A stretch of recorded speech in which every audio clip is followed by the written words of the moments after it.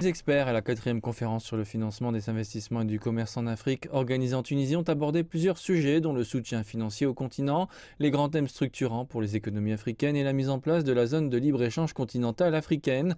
Les responsables ont également mis en lumière l'environnement des affaires, les stratégies de développement sectoriel, ainsi que la transformation locale et l'industrialisation en Afrique. Cette conférence est la 4e édition. Elle est en train de devenir une vraie grande conférence en Afrique et le but de cette conférence est de se faire rencontrer des hommes d'affaires et les entreprises de Tunisie et de toute l'Afrique.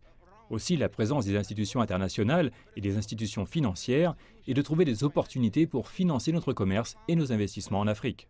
La ministre d'État ivoirienne et ministre des Affaires étrangères, de l'intégration africaine et de la diaspora, Kandia Camara, a encouragé les entreprises tunisiennes à investir dans son pays dans la transformation des matières premières. Elle a également appelé les hommes d'affaires ivoiriens à investir en Tunisie dans le cadre d'un partenariat gagnant-gagnant. La Côte d'Ivoire a décidé de mettre en place une politique de restructuration de son économie. Et cela est basé sur la transformation des matières premières.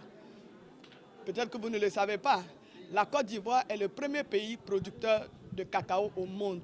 Le ministre burkinabé de la Jeunesse, de la Promotion de l'entrepreneuriat et de l'emploi a déclaré que la réunion à Tunis était très importante car elle favorisera l'échange de bonnes pratiques et d'expériences en matière d'entrepreneuriat et de création d'emplois.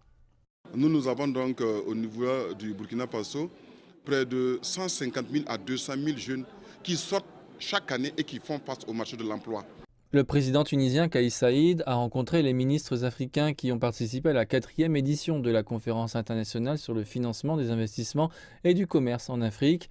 Il a souligné la nécessité d'assurer une exploitation optimale des ressources naturelles et humaines disponibles en Afrique dans le cadre d'un nouveau modèle de développement. Les experts ont appelé à la mise en place d'une plateforme en Tunisie pour faciliter les échanges entre l'Afrique du Nord et l'Afrique subsaharienne. De plus, les responsables et les ministres africains ont exhorté les décideurs à créer une zone de libre-échange continentale sur le continent.